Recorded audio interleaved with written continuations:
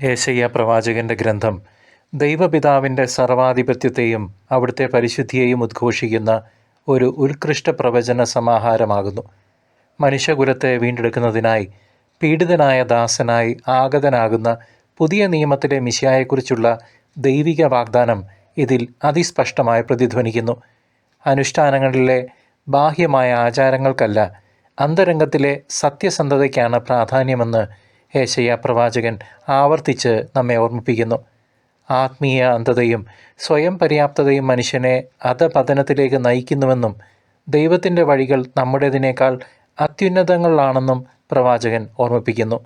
നീതി പുനഃസ്ഥാപിതമാകുന്ന ഒരു നവലോക സൃഷ്ടിയുടെ പ്രത്യാശ വിശ്വാസികളെ ദൈവത്തിലേക്ക് തിരിച്ചു വിളിക്കുമ്പോൾ കർത്താവിനെ പരിത്യജിക്കുന്നവർക്ക് മുന്നിൽ കണിശമായ താക്കീതും മുഴങ്ങുന്നു. വരാനിരിക്കുന്ന കാലത്തെ നേരിടുവാൻ ഹൃദയത്തിൽ നിന്നുള്ള യഥാർത്ഥ പശ്ചാത്താപമാണ് ദൈവം നമ്മിൽ നിന്ന് ആവശ്യപ്പെടുന്നത്. സഹോദരങ്ങളെ, ക്രിസ്തുവിൻ്റെ ആഗമനം ആസന്നമായിരിക്കുന്നു. നാം എല്ലാവരും ജാഗ്രതയോടെയും ഒരുക്കത്തോടെയും ഇരിക്കേണ്ട സമയമാണിത്. കർത്താവെ, ജീവൻ നൽകുന്ന അങ്ങയുടെ വചനങ്ങളിലൂടെ ഞങ്ങളെ ജ്ഞാനം നൽകി നിറയ്ക്കണമേ. ഇതാ ഞങ്ങൾ സന്നദ്ധരായിരിക്കുന്നു. യേശയ്യാ പ്രവാചകൻ്റെ പുസ്തകം അധ്യായം 10. പാവപ്പെട്ടവന് നീതി നിഷേധിക്കുന്നതിനും എൻ്റെ ജനത്തിൻ്റെ എളിയവൻ്റെ അവകാശം എടുത്തു കളയുന്നതിനും വിധവകളെ കൊള്ളയടിക്കുന്നതിനും അനാഥരെ ചൂഷണം ചെയ്യുന്നതിനു വേണ്ടി അനീതി നിറഞ്ഞ വിധി പ്രസ്താവിക്കുന്നവർക്കും മർദ്ദനമുറകൾ എഴുതിയുണ്ടാക്കുന്നവർക്കും ദുരിതം. ശിക്ഷാവിധിയുടെ ദിനത്തിൽ വിദൂരത്തു നിന്ന് അടിക്കുന്ന കൊടുങ്കാറ്റിൽ നിങ്ങൾ എന്തു ചെയ്യും? ആരുടെ അടുത്ത് നിങ്ങൾ സഹായത്തിനു വേണ്ടി ഓടിച്ചെല്ലും? നിങ്ങൾ ധനം എവിടെ സൂക്ഷിക്കും? ഒന്നും അവശേഷിക്കുകയില്ല. ബന്ധിതരുടെ ഇടയിൽ പതുങ്ങി നടക്കുകയും വധിക്കപ്പെട്ടവരുടെ കൂട്ടത്തിൽ വീഴുകയുമല്ലാതെ നിവൃത്തിയില്ല. ഇതുകൊണ്ടും അവിടുത്തെ കോപം ശമിച്ചിട്ടില്ല. അവിടുത്തെ കരം ഉയർന്നു തന്നെ നിൽക്കുന്നു. അസീറിയ കർത്താവിൻ്റെ ഉപകരണം, എൻ്റെ കോപത്തിൻ്റെ ദണ്ഡും രോഷത്തിൻ്റെ വടിയുമായ അസീറിയ, അധർമ്മികളായ ജനതയ്ക്കെതിരെ ഞാൻ അവനെ അയക്കുന്നു. എൻ്റെ കോപത്തിൻ്റെ പാത്രമായ ജനത്തെ കൊള്ളയടിക്കാനും കവർച്ച വസ്തു തട്ടിയെടുക്കാനും തെരുവിലെ ചെളി പോലെ അവരെ ചവിട്ടിത്തേക്കാനും ഞാൻ അവന് കൽപ്പന നൽകുന്നു. എന്നാൽ അവൻ്റെ ഉദ്ദേശം അതല്ല. അവൻ്റെ മനസ്സിലെ വിചാരവും അപ്രകാരമല്ല. നാശം മാത്രമാണ് അവൻ ചിന്തിക്കുന്നത്. അനേകം ജനതകളെ വിച്ഛേദിച്ച് കളയുകയാണ് അവൻ്റെ ഉദ്ദേശം. അവൻ പറയുന്നു, എൻ്റെ സൈന്യാധിപന്മാർ രാജാക്കന്മാരല്ലേ? കൽനോ കാർക്കെ മിശു പോലെയല്ലേ? ഹാമാത്ത് ആർപ്പാദ് പോലെയും സമരിയ ദമാസ്കസ് പോലെയുമല്ലേ? ജെറുസലേമിലും സമരിയായിലുമുള്ളവയേക്കാൾ വലിയ കൊത്തുവിഗ്രഹങ്ങളോടുകൂടിയ രാജ്യങ്ങളെ ഞാൻ എത്തിപ്പിടിച്ചിരിക്കെ സമരിയായോടും അവിടുത്തെ വിഗ്രഹങ്ങളോടും ചെയ്തതുപോലെ ജെറുസലേമിനോടും അവിടുത്തെ വിഗ്രഹങ്ങളോടും ഞാൻ ചെയ്യേണ്ടതല്ലേ? കർത്താവ് സിയോൻ പർവ്വതത്തോടും ജെറുസലേമിനോടുമുള്ള തൻ്റെ പ്രവൃത്തി ചെയ്തു കഴിയുമ്പോൾ അസിരിയ രാജാവിൻ്റെ ഉദ്ധതമായ വൻപ് പറച്ചിലിനെയും അഹങ്കാരത്തെയും ശിക്ഷിക്കും. അവൻ പറയുന്നു, എൻ്റെ കരബലവും ജ്ഞാനവും കൊണ്ടാണ് ഞാനത് ചെയ്തത്. കാരണം എനിക്ക് അറിവുണ്ടായിരുന്നു. ഞാൻ ജനതകളുടെ അതിർത്തികൾ നീക്കം ചെയ്യുകയും അവരുടെ നിക്ഷേപങ്ങൾ കൊള്ളയടിക്കുകയും ചെയ്തു. സിംഹാസനത്തിലിരിക്കുന്നവരെ ഞാൻ കാളക്കൂറ്റൻ്റെ കരുത്തോടെ താഴെ ഇറക്കി. പക്ഷിക്കൂട്ടിൽ നിന്നെന്ന പോലെ എൻ്റെ കരം ജനതകളുടെ സമ്പത്ത് അപഹരിച്ചു. ഉപേക്ഷിക്കപ്പെട്ട മുട്ടകൾ ശേഖരിക്കുന്നത് പോലെ ഭൂമിയിലെ സമ്പത്ത് മുഴുവൻ കരസ്ഥമാക്കി. ചിറകനക്കാനോ വായ് തുറന്ന് ചിലയ്ക്കാനോ ഒന്നും ഉണ്ടായിരുന്നില്ല. വെട്ടുകാരനോട് കോടാലി വൻപ് പറയുമോ? അറക്കുന്നവനോട് വാൾ വീമ്പടിക്കുമോ? ദണ്ട് അത് ഉയർത്തുന്നവനെ നിയന്ത്രിക്കുന്നത് പോലെയും ഊന്നുവടി മരമല്ലാത്തവനെ ഉയർത്തുന്നത് പോലെയും ആണ് അത്. കർത്താവ്, സൈന്യങ്ങളുടെ കർത്താവ്, കരുത്തന്മാരായ യോദ്ധാക്കളുടെ മേൽ ക്ഷയിപ്പിക്കുന്ന രോഗം അയക്കും. അവൻ്റെ കരുത്തിനടിയിൽ അഗ്നിജ്വാല പോലെ ഒരു ദാഹക ശക്തി ജ്വലിക്കും. ഇസ്രായേലിൻ്റെ പ്രകാശം അഗ്നിയായും അവൻ്റെ പരിശുദ്ധൻ ഒരു ജ്വാലയായും മാറും. അത് ജ്വലിച്ച് ഒറ്റ ദിവസം കൊണ്ട് അവൻ്റെ മുള്ളുകളും മുൾച്ചെടികളും ദഹിപ്പിച്ച് കളയും. അവൻ്റെ വനത്തിൻ്റെയും വിളവ് നിലങ്ങളുടെയും പ്രഭാവം കർത്താവ് നശിപ്പിക്കും. ആത്മാവും ശരീരവും തന്നെ രോഗിയായ മനുഷ്യൻ ക്ഷയിക്കുന്നത് പോലെയായിരിക്കും അത്. അവൻ്റെ വനത്തിൽ അവശേഷിക്കുന്ന വൃക്ഷങ്ങൾ ഒരു കുഞ്ഞിന് എണ്ണാവുന്നത് പോലെ പരിമിതമായിരിക്കും. ഇസ്രായേലിൽ അവശേഷിച്ചവരും യാക്കോബിൻ്റെ ഭവനത്തിൽ ജീവിച്ചിരിക്കുന്നവരും തങ്ങളെ പ്രഹരിച്ചവനിൽ അന്ന് ആശ്രയിക്കുകയില്ല. അവർ ഇസ്രായേലിൻ്റെ പരിശുദ്ധനായ കർത്താവിൽ തീർച്ചയായും ശരണം വയ്ക്കും. അവശേഷിക്കുന്ന ഒരു ഭാഗം, യാക്കോബിൻ്റെ സന്തതികളിൽ അവശേഷിക്കുന്ന ഒരു ഭാഗം ശക്തനായ ദൈവത്തിങ്കിലേക്ക് തിരിയും. നിങ്ങളുടെ ജനമായ ഇസ്രായേൽ കടലിലെ മണൽത്തരി പോലെയാണെങ്കിലും അവശേഷിക്കുന്നവരിൽ ഒരു ഭാഗം മാത്രമേ തിരിയുകയുള്ളൂ. നീതി കവിഞ്ഞൊഴുകുന്ന വിനാശം നിശ്ചയിക്കപ്പെട്ടിരിക്കുന്നു. കർത്താവ്, സൈന്യങ്ങളുടെ കർത്താവ് നിശ്ചയിക്കപ്പെട്ടതുപോലെ ഭൂമുഖത്ത് പൂർണ്ണ വിനാശം വരുത്തും. സൈന്യങ്ങളുടെ കർത്താവ് അരുളി ചെയ്യുന്നു, സിയോനിൽ വസിക്കുന്ന എൻ്റെ ജനമേ, ഈജിപ്തുകാർ ചെയ്തതുപോലെ അസീറിയക്കാർ തങ്ങളുടെ വടികൊണ്ട് പ്രഹരിക്കുകയും നിങ്ങൾക്കെതിരെ ദണ്ഡ് ഉയർത്തുകയും ചെയ്യുമ്പോൾ ഭയപ്പെടരുത്. എന്തെന്നാൽ അല്പസമയത്തിനുള്ളിൽ എൻ്റെ രോഷം ശമിക്കുകയും എൻ്റെ ക്രോധം അവരുടെ വിനാശത്തിനായി തിരിച്ചുവിടുകയും ചെയ്യും. സൈന്യങ്ങളുടെ കർത്താവ് ഓറേബിലെ പാറയ്ക്കടുത്ത് വെച്ച് മിദിയാനെ പ്രഹരിച്ചതുപോലെ അവരെ പ്രഹരിക്കും. ഈജിപ്തിൽ വെച്ച് ചെയ്തതുപോലെ അവിടുന്ന് സമുദ്രത്തിന്മേൽ ദണ്ഡ് ഉയർത്തിപ്പിടിക്കും. അന്ന് അവൻ്റെ ഭാരം നിന്റെ തോളിൽ നിന്ന് നീങ്ങുകയും നിന്റെ കയ്യിലുള്ള നുകം തകർക്കപ്പെടുകയും ചെയ്യും. അവൻ റിമോനിൽ നിന്ന് വന്ന് അയ്യാത്തിലെത്തി, മിഗ്രോണിലൂടെ കടന്ന് മിക്മാഷിൽ ചെന്നു. അവിടെ അവൻ തൻ്റെ സാമഗ്രികൾ സൂക്ഷിക്കുന്നു. അവർ ചുരം കടന്ന് ഗേബായിലെത്തി അവിടെ രാത്രി ചെലവഴിക്കുന്നു. റാമ വിറകൊള്ളുന്നു, സാവൂളിൻ്റെ ഗിബയ ഓടിമറയുന്നു. ഗാലീം പുത്രി ഉറക്കെ നിലവിളിക്കുക, ലയീഷ ശ്രദ്ധിക്കുക, അനാത്തോത്തെ മറുപടി പറയുക. മാത്മന പലായനം ചെയ്യുന്നു, ഗബീം നിവാസികൾ രക്ഷ തേടി ഓടുന്നു. ഈ ദിവസം തന്നെ അവൻ നോബിൽ താമസിക്കും. സിയോൻ പുത്രിയുടെ മലയുടെ നേരെ, ജെറുസലേം കുന്നിൻ്റെ നേരെ അവൻ മുഷ്ടി ചുരുട്ടും. സൈന്യങ്ങളുടെ കർത്താവ് വൃക്ഷശാഖകളെ ഭീകരമായ ശക്തിയോടെ മുറിച്ചു തള്ളും. ഉന്നത ശാഖകളെ വെട്ടിവീഴ്ത്തും, ഉയർന്നവയെ നിലം പതിപ്പിക്കും. അവിടുന്ന് വനത്തിലെ നിബിഡ ഭാഗങ്ങളെ കോടാലി കൊണ്ട് വെട്ടിവീഴ്ത്തും. ലെബനോൻ അതിൻ്റെ മഹാവൃക്ഷങ്ങളോടെ നിലം പതിക്കും. ദൈവജനമേ, 10-ാം അധ്യായത്തിൻ്റെ ചരിത്രപരമായ പശ്ചാത്തലം അസീറിയൻ സാമ്രാജ്യത്തിൻ്റെ അഹങ്കാരവും യൂദയായുടെ പരിതാപകരമായ അവസ്ഥയുമാണ്. ഇസ്രായേലിനെ ശിക്ഷിക്കാൻ ദൈവം അസീറിയയെ ഒരു വടിയായി ഉപയോഗിക്കുന്ന കാലഘട്ടമായിരുന്നു. എന്നാൽ അസീറിയ തങ്ങൾ ദൈവത്തിൻ്റെ ഉപകരണമാണ് എന്ന് മറന്ന് സ്വയം അഹങ്കരിക്കാൻ തുടങ്ങിയ പശ്ചാത്തലത്തിലാണ് ഈ വചനങ്ങൾ രേഖപ്പെടുത്തുന്നത്.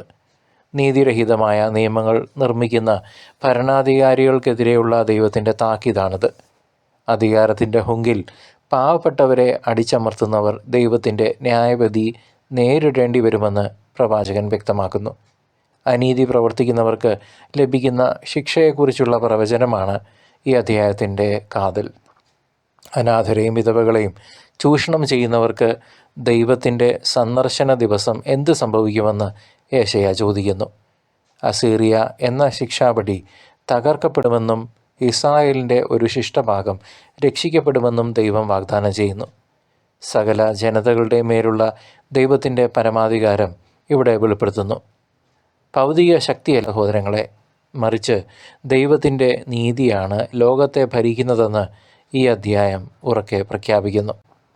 യേശയ്യ പ്രവാചകൻ്റെ കാലത്ത് ഈ പ്രവചനം ചരിത്രപരമായ കൃത്യതയോടെ നിറവേറുന്നത് നാം കാണുന്നു. അസീറിയൻ രാജാവായ സെന്നാകെരീബ് യൂദയായെ ഭീഷണിപ്പെടുത്തിയെങ്കിലും ദൈവത്തിൻ്റെ ഇടപെടലിലൂടെ അവർ പരാജയപ്പെട്ടു. അസീറിയയുടെ അധികാരം പെട്ടെന്ന് തന്നെ തകർന്നു പോവുകയും ബാബിലോൺ ശക്തി ആർജിക്കുകയും ചെയ്തു. യേശയ്യ പ്രവചിച്ചതുപോലെ ഇസ്രായേലിലെ ഒരു ചെറിയ വിഭാഗം ദൈവത്തിലേക്ക് തിരികെ വരികയുണ്ടായി. ദൈവത്തെ ഉപേക്ഷിച്ച ഇസ്രായേൽ ജനതയ്ക്ക് അസീറിയൻ പ്രവാസത്തിലൂടെ വലിയൊരു ശുദ്ധീകരണ പ്രക്രിയ അനുഭവിക്കേണ്ടി വന്നു. ദൈവത്തിൻ്റെ നീതിക്ക് വേണ്ടി നിലകൊള്ളുന്ന യേശയ്യ എന്ന പ്രവാചകൻ്റെ നിർഭയത്വം ഇവിടെ തെളിഞ്ഞു കാണുന്നു. ശക്തമായ അസീറിയൻ സാമ്രാജ്യത്തെ വെറും കോടാലി എന്നും വടി എന്നും വിളിക്കാൻ അദ്ദേഹം ധൈര്യം കാണിച്ചു. തൻ്റെ ജനത്തിൻ്റെ തെറ്റുകളെ ചൂണ്ടിക്കാണിക്കുമ്പോഴും അവർക്ക് പ്രത്യാശ നൽകാൻ അദ്ദേഹം മറന്നില്ല. പിതാവായ ദൈവത്തിൻ്റെ കോപത്തെക്കുറിച്ചും കരുണയെക്കുറിച്ചും ഒരേപോലെ സംസാരിക്കാനുള്ള ആത്മീയ പക്വത അദ്ദേഹം പ്രകടിപ്പിച്ചിരുന്നു. ലോകശക്തികൾക്ക് മുന്നിൽ പതറാത്ത ദൈവവിശ്വാസമായിരുന്നു യേശയ്യ എന്ന് ഈ അധ്യായം നമുക്ക് സാക്ഷ്യപ്പെടുത്തി തരുന്നു. സമകാലിക വിശ്വാസികൾക്ക് വലിയ ആത്മീയ പാഠങ്ങൾ 10-ാം അധ്യായം നൽകുന്നു. മറ്റുള്ളവർക്ക് നന്മ ചെയ്യുന്നതിനു പകരം അവരെ ചൂഷണം ചെയ്യാൻ അധികാരം ഉപയോഗിക്കരുത് എന്ന് വചനം ഓർമ്മിപ്പിക്കുന്നു. നമ്മൾ കൈവരിക്കുന്ന വിജയങ്ങൾ നമ്മുടെ മാത്രം മിടുക്കല്ല, മറിച്ച് ദൈവത്തിൻ്റെ കൃപയാണെന്ന് തിരിച്ചറിയണം. അഹങ്കാരം ഒരു വീഴ്ചയുടെ തുടക്കമാണെന്ന സത്യം അസീറിയയുടെ പതനം നമ്മെ പഠിപ്പിക്കുന്നു. ഏത് വലിയ പ്രതിസന്ധിയിലും ദൈവത്തിൽ ആശ്രയിക്കുന്ന ഒരു ശിഷ്ടഭാഗമായി നിലകൊള്ളാൻ നമുക്ക് സാധിക്കണം. ആധുനിക ലോകത്തിലെ അധികാര വടംവലികൾക്കിടയിൽ ഈ സന്ദേശം വളരെ പ്രസക്തമാണ്. സാമ്പത്തികമായും രാഷ്ട്രീയമായും ദുർബലരായവർ ഇന്നും സമൂഹത്തിൽ പല വിധത്തിലുള്ള അനീതികൾ അനുഭവിക്കുന്നു. നിയമങ്ങൾ നിർമ്മിക്കുന്നവർ ദരിദ്രരുടെ അവകാശങ്ങൾ സംരക്ഷിക്കാൻ ബാധ്യസ്ഥരാണെന്ന് പ്രവാചകൻ ഇന്നും നമ്മോട് വിളിച്ചു പറയുന്നു. ലോകം വലിയ ശക്തികളെ ഭയപ്പെടുമ്പോൾ യഥാർത്ഥ ഭയം ദൈവത്തോടുള്ള ആദരവായിരിക്കണം. അഹങ്കാരികളെ ദൈവം താഴ്ത്തുമെന്നും വിനീതരെ ഉയർത്തുമെന്നും ഈ വചനം നമ്മെ ബോധ്യപ്പെടുത്തുന്നു. പ്രിയ ദൈവജനമേ, ദൈവത്തിൻ്റെ ന്യായവിധി നിശ്ചിത സമയത്ത് സംഭവിക്കുമെന്ന മുന്നറിയിപ്പ് ഈ അധ്യായത്തിലുണ്ട്. കർത്താവിൻ്റെ കോപം ഒരു അഗ്നി പോലെ അഹങ്കാരികളുടെ മഹത്വത്തെ ദഹിപ്പിക്കുമെന്ന് പ്രവാചകൻ പറയുന്നു. ദൈവം തൻ്റെ ജനത്തെ തിരുത്താനായി അയക്കുന്ന ശിക്ഷാബലികൾ പോലും അഹങ്കരിച്ചാൽ ശിക്ഷിക്കപ്പെടും. നീതി നടപ്പിലാക്കാൻ ദൈവം ചരിത്രത്തിൻ്റെ ഏത് ഘട്ടത്തിലും ഇടപെടാൻ തയ്യാറാണ്. അവിടുത്തെ ന്യായവിധിയിൽ നിന്ന് ആർക്കും ഓടി രക്ഷപ്പെടാനാവില്ലെന്ന് വചനം വ്യക്തമാക്കുന്നു. ന്യായവിധികൾക്കിടയിലും ദൈവം നൽകുന്ന പ്രത്യാശയുടെ സന്ദേശമാണ് ഇസ്രായേലിൻ്റെ ശിഷ്ടഭാഗം. തൻ്റെ ജനത്തെ പൂർണ്ണമായി നശിപ്പിക്കാൻ ദൈവം അനുവദിക്കുന്നില്ല എന്നത് അവിടുത്തെ കരുണയാണ്, അബ്രഹാമിന് കൊടുത്ത ഉടമ്പടിയാണ്. യാക്കോബിൻ്റെ ഭവനം സത്യമായി കർത്താവിൽ ആശ്രയിക്കുന്ന ഒരു കാലം വരുമെന്ന് ദൈവം വാഗ്ദാനം ചെയ്യുന്നു. അടിമത്തത്തിൻ്റെ നുകം തോളിൽ നിന്ന് നീക്കം ചെയ്യപ്പെടുമെന്ന പ്രഖ്യാപനം വലിയ ആശ്വാസം നൽകുന്നു. ദൈവത്തിൻ്റെ ശിക്ഷ തിരുത്തലിനും ശുദ്ധീകരണത്തിനും വേണ്ടിയുള്ളതാണെന്ന് നാം തിരിച്ചറിയണം. ക്രിസ്തുവിൻ്റെ രണ്ടാമത്തെ വരവിനായി ഒരുങ്ങാൻ ഈ വചനങ്ങൾ നമ്മെ ബോധ്യപ്പെടുത്തുന്നു. ലോകത്തിലെ സകല അനീതികളും നീതിപീഠത്തിന് മുന്നിൽ ചോദ്യം ചെയ്യപ്പെടുന്ന ഒരു ദിവസം വരുന്നുണ്ട്. അത് ഒത്തിരി ദൂരെയല്ല. അന്ന് വിശ്വസ്തയോടെ നിലകൊള്ളുന്ന ശിഷ്ടഭാഗത്തിൽ നാം ഓരോരുത്തരും, നിങ്ങളും ഞാനും ഉൾപ്പെടുമോ എന്നതാണ് പ്രധാനം.